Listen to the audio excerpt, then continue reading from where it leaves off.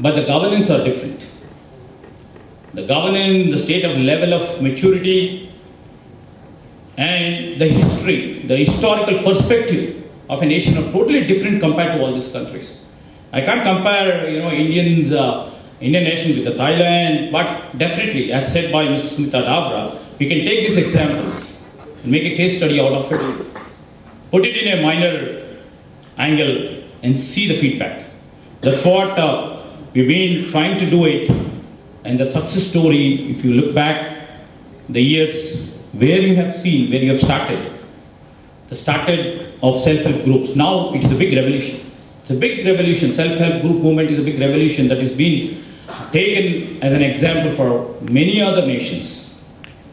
So these are all things where she has put in her heart and soul, so that out of concern, this Thailand experience or the South African experience or the Chinese experience or the Bangladeshi experience, we can take them as examples and move further.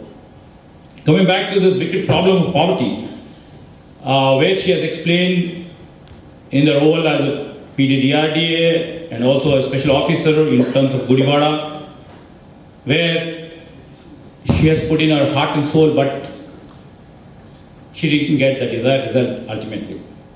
I believe that makes her to do all this sort of research which can be useful for the young IAS officers who will be working with lots of zeal over there in the district level. So another critical activity in the success of poverty alleviation, which she thought of putting in the right perspective, is improvement of delivery systems. And she has quoted the famous economist, Professor Hanmantrao. She quotes, I quote, improvement of delivery system, unquote, wherein she states, and she takes in a very positive way. And Professor Hanmantrao has said, to ensure the benefits to really reach those for whom they are intended, marks the development, marks the improvement. And she feels that it's the most pivotal issue in terms of service delivery. And she talks about the child labor. Few of the issues where she has put her heart and soul while she was collector of our district. And she talks about child labor and education in Naxal-dominated areas. It speaks volumes about her kind concern for the children, especially for the children of Karimnagar. She has put in lots of her time for eradication of child labor, which are recorded mostly in this book, while noting the appreciation for the best brains to be available for the other nations, and the best brains occupying a high-profile jobs in other countries. She's also deeply saddened by the fact that millions of children are not going to the primary schools. This she has observed. She strived hard to achieve 100% enrollment of the children into primary schools. I was a witness, and she used to take drives and drives. She didn't leave any leaf unturned. Many a time we used to ask her, what is the ultimate result? She strived a lot in terms of eradicating child labor. She was successful. Literally, she was successful in identifying and bringing the dropouts back to school. So this child labor is the main theme, and she loved a lot. Once I remember, in my own constituency, it's a remote constituency, the Katara Mandalam, we had a small, beautiful R&B guest house. So, Ms. Dawra had come. There's only guest house which can cater to immediate exigencies of all the officers who come on the way, the interior models which are there. But out of concern for the dropouts, because as all people know, collectors have this green pen. If they write something, it is an order. So when she had come down and she ordered the concerned DEO to take the premises and to be made as a residential bridge school, I was apprehensive because there's no other guest house there, there's no other room for any officer to come and sit to review the things. I told him, ma'am, this is not fair.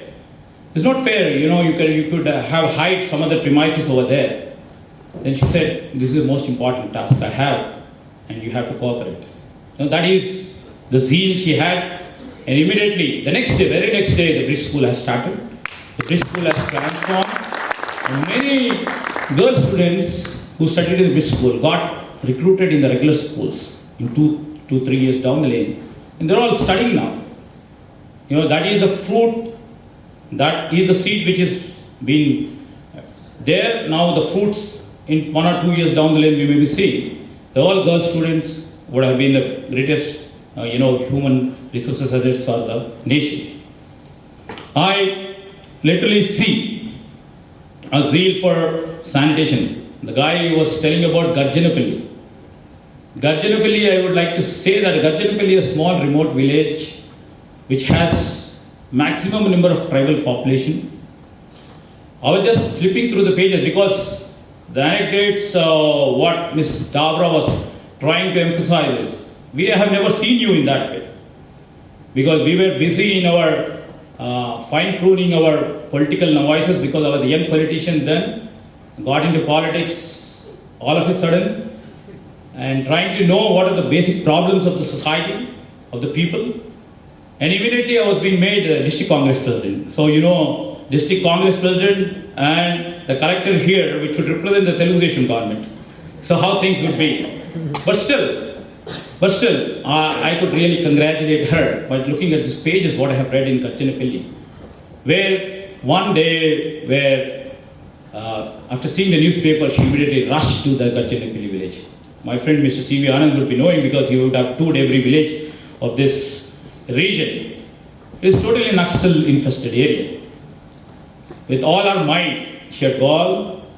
She has taken all the pains to see that the water facility is being restored back. That's what I could see. I never seen from there sitting in Karimnagar too. From the pages I could able to really know how much she has literally put her man hours to see that some problem is solved. As told by Mr. Chopra ji, there is a problem, there is a context, and there is a solution in this book. That's what we could see here. And I really appreciate, the emphasis which you have made during your stint as collector. I literally see the other issues of decentralization for better quality, and wanted the local bodies' intervention. As you all know, the government always stresses for it. Our governments have sincerely been stressing for implementation of the spirit of 73rd and 74 amendments. But you have quoted and you have referred Karnataka, Kerala examples, most underdeveloped state with most developed state of Kerala with UP. Definitely, decentralization has to be made at any cost. But has put forward, it has its own plus and minus in the system. And she has referred Nagaland experiment and so many other experiments where the decentralization of the government process has taken up to bringing accountability among the government institutions. I really see, this is one of the important factors, an important chapter what I have gone through literally is the decentralization process has to take place in letter and spirit. The letter and spirit will come only, I literally believe in. They should have a will. It's not only sufficient to have a will, we have to have the will to implement. These things has to correspondingly, has to run together to put things back into picture. She was talking about the education at a larger length. And I could relate myself in the book where she talks about a tribal girl in Kataram village, or a Raju who had been rescued from the Dharmaram Mandal among scores of other children to make them study. She believes in joyful learning environment, wherein interesting thing is the girl or boy, we have to create interest in them so that the creative imagination takes place in their mind frames.